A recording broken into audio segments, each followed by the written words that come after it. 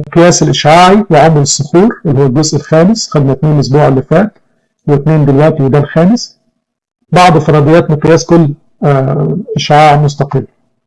خدنا مع بعض اليورانيوم والاسترانشيوم والروبيديوم، كمان البوتاسيوم ارجون اللي كانوا لما ظهر المقياس ده قالوا ده ممتاز، اللي هو نص العمر بتاعه 1.4 مليار من السنين.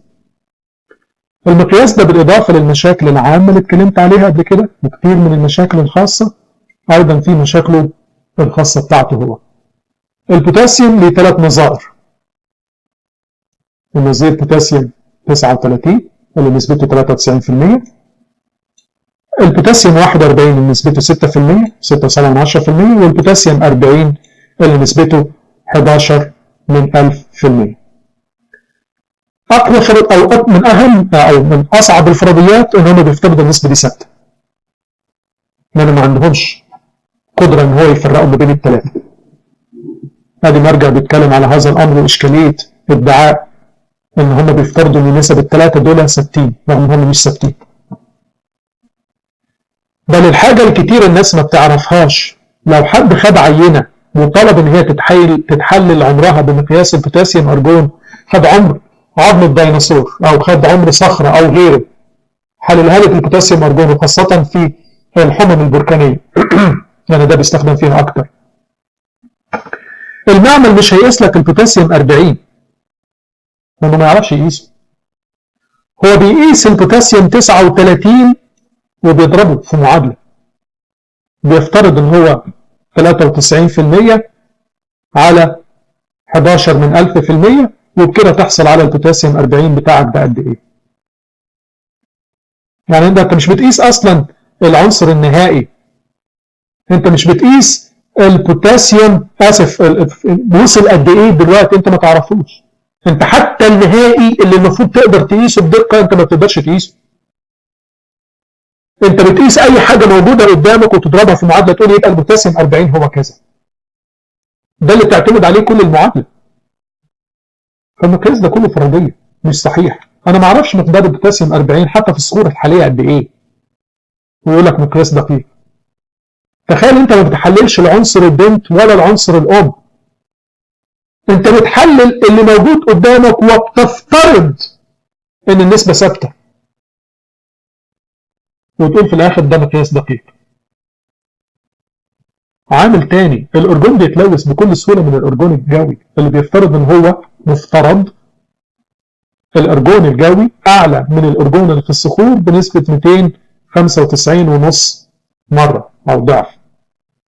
ده غير ثابت. ونسبة اختراق الأرجون مختلف من صخر للتاني، لأن عنصر غاز ثابت نبيل تقيل. إزاي نقيسه رغم إن هو ممكن يتلوث ب60 ضعف؟ إزاي نقيسه؟ يعني أنت لا عندك العنصر الأصلي عارفه، ولا الكمية اللي فاضلة من العنصر الأصلي عارفها، ولا الكمية اللي فاضلة من العنصر البنات الأرجون أنت عارفها. الثلاثة ما تعرفهمش، الثلاثة فرضية، وتقول في الآخر مقياس ثابت. أيضا هو بيتقاس إزاي؟ ده بيتقاس عن طريق تحطيم الكريستالات. بتجيب كريستالات زركون وبتجمع بالأرجون بمضخة بيسموها مقياس الكتلة، الهاي فاكيوم ماس سبكتروميتر، عشان تحلل كمية الطيفية. حتى دي أصلا ما عندناش مضخة دقيقة، لأنها بتعتمد مضخة بتجمع ذرات غاز من جوه كريستالات. مقياس تاني للبوتاسيوم 40 اللي في نفس الوقت البوتاسيوم 40 يا يتحلل لأرجون يا يتحلل لكالسيوم 40 عن طريق تحليل بيتا بإطلاق إلكترون اللي هو ما يسمى بيتا ديكي. هم بيفترضوا أيضا البوتاسيوم 40 بيتحلل بنسبة 89% لأرجون لكالسيوم، وبيتحلل بنسبة 10.9% لأرجون بعملية عكسية اللي هو ما يسمى inverse بيتا ديكي أو إطلاق بيزوترون.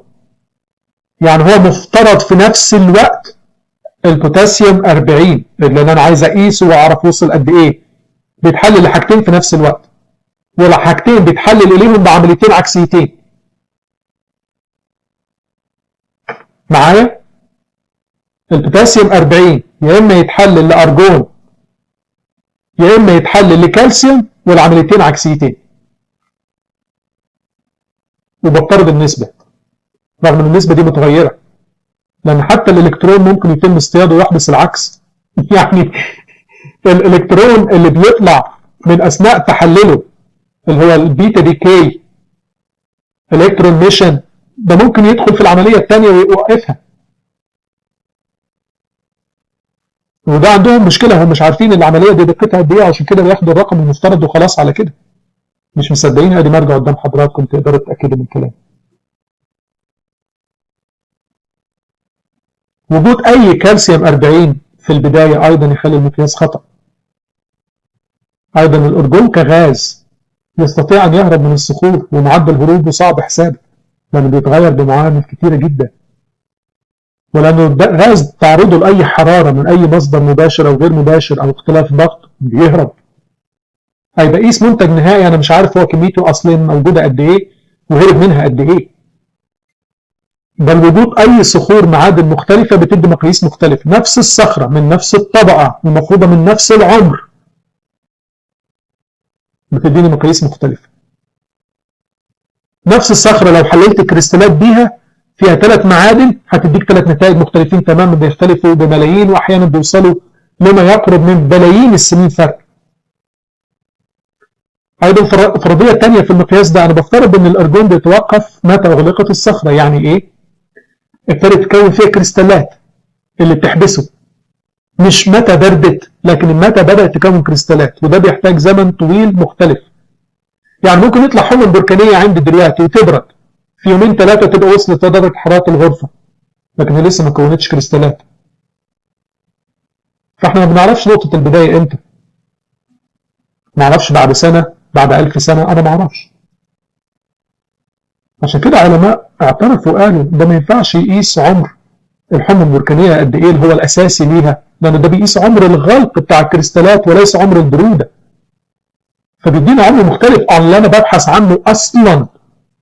بقيسه بقول البركان ده طلع امتى بالمقياس ده، انا مش بقيس البركان طلع امتى، انا بقيس الكريستالات كونت امتى، وقد تكون كونت في زمن مختلف تماما.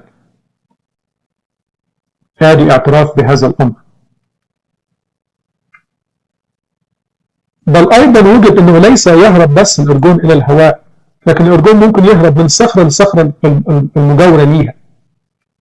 عشان كده دايما المقياس ده يخالف بقيه المقاييس ويدي نتائج مختلفه تماما، وممكن يدي ملايين في الوقت اللي تدي بقيه المقاييس بلايين، والعكس بالعكس. عشان كده خيب علماء كتير من علماء التطور اللي كانوا يأملوا ان يكون ادق مقياس اشعاعي فيعتمدوا عليه. ليه؟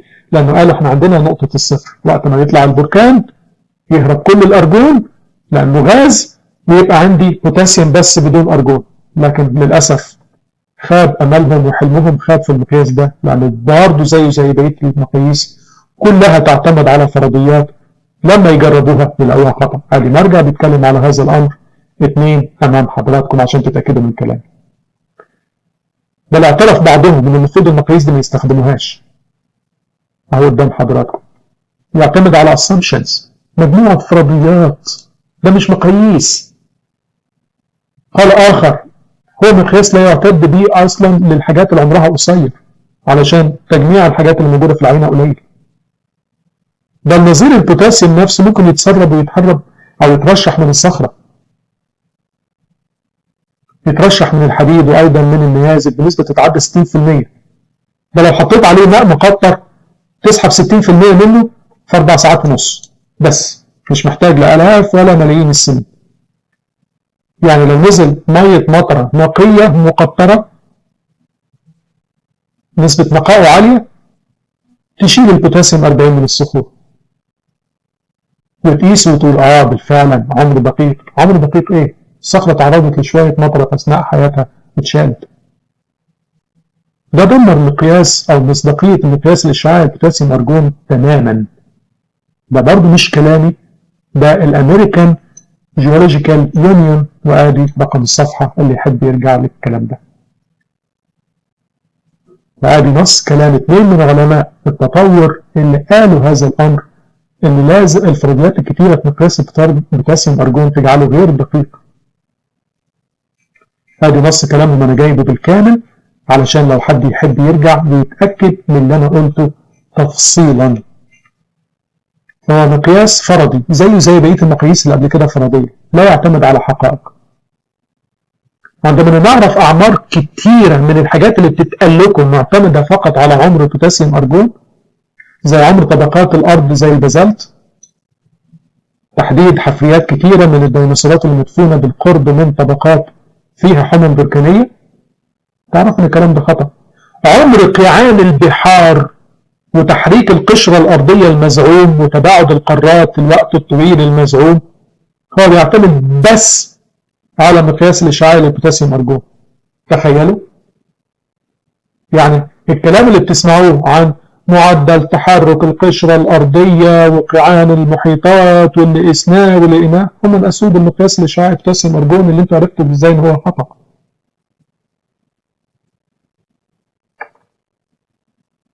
ولو هتيجي تكلمهم لن يقبلوا النقاش. ليه؟ ده معلومات ثابته، لا تقبل النقاش يا جاهل. ازاي تناقش في حاجات زي كده رغم ان هي مقاييس فاشله لا يعتد بيها، وده بكلامهم هم مش بكلامنا احنا.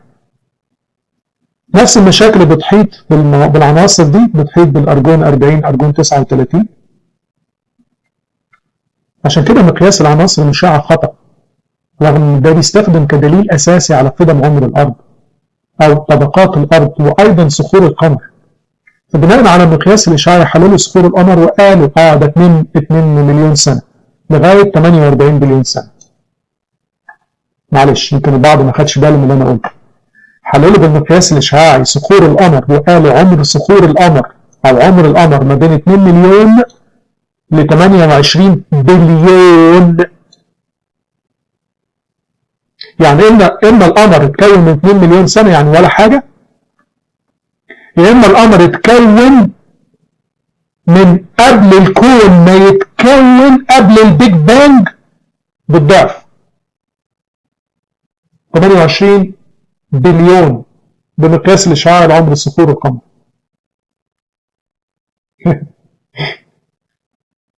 قدمت لكم ادله مقياس صغر عمر الارض والقمر، لكن بالمقياس الاشعاعي طلع عمر ضعف عمر البيج بانج. مش بهزر، بتكلم بجد. لكن القمر لما بنقيسه بمقاييس تانية سواء بمعدل التباعد او معدل الغبار الفضائي المتراكم عليه او بمقياس الغازات النبيله اللي بتتجمع على سطحه او بمعدل الصدمات او بمعدل العناصر المشعه قصيره العمر المتقاسه، بلاقي عمر القمر دايما بيطلع اقل من 10,000 سنه. ده يؤكد خطا الكلام اللي بيتقال لنا. واعترف علماء التطور ان تحديد عمر صخور القمر بالمقياس الاشعاعي ده مشكله ولخبطه. يعني ايه القمر يطلع عمره قبل البيج بانج بضعف الزمن؟ البيج بانج المفروض من 13.7 مليار سنه ويطلع عمر القمر ب 28 مليار سنه، ازاي يعني؟ اهو قدام حضراتكم مرجع بيتكلم على هذا الامر. دايما بيتغاضط المعامل على كل هذه العوامل اللي قلتها. عندهم جدول محفوظ، زمان كان جدول يدوي، حاليا جدول في الكمبيوتر بيستخدموه. اخترع ازاي الجدول ده؟ مبني على فرضيات ازاي؟ مش مهم، لكن جدول علمي، وهو جدول خدعه مش علمي، يعتمد على تركيز عناصر المشع الحالي رغم انه ما عندهوش الافكار الاوليه ولا مقاييس اولانيه ولا ثوابت. يدي ملايين وبلايين السنين ويفرحوا بيها رغم انه مش صحيح. هو المفروض الحاجات دي عمرها الاف السنين. مش هطول اكتر من كده. في مقاييس تانية زي الساموريان نيودونيان، ده اللي هو عمر النصف بتاعه ب 106 بليون سنه، برضه في نفس الاشكاليات اللي فاتت بالاضافه لاشكاليات تانية ان ليه 7 نظائر وغيره، وبيحتاج معادله ما تسمى معادله التصحيح، عشان كده ما بيستخدمش كتير. وايضا بيتحلل الى الجدولينيوم اللي هو 150. ادي بعض المراجع اللي يحب يرجع لها، بس مش هطول علشان يعني عارف صدعت حضراتكم. مقياس الرينيوم اوزميوم، وده برضه من المقاييس اللي فيها اشكاليه بالبيتا ديكي، يعني الاشكاليات كلها السابقه، بالاضافه لوجود نظائر مختلفه، بالاضافه لمشكله التأين اللي فيه. لو فولي ايونايزد، وركزوا في النقطه دي، لو هو متأين بالكامل نصف العمر بتاعه مش 41 بليون سنة، ده نصف العمر بتاعه بيبقى 33 سنة. أيوة 33 سنة لو متأين. لو نص متأين ما يعرفوش قد إيه. حاسبكم يعني أكتفي بالقدر ده علشان يعني فعلا اتكلمت كتير. بقية الحاجات برضو كاتب عليها تعليقات هنا، ولكن يعني قدام حضراتكم اللي يتكلموا على المقياس الاشعاعي بيسمعوا بسماع الأذن ولكن ما اختبروش الحاجات دي بنفسهم. أتوقف عند القدر ده، هاخد أسئلة حضراتكم في نص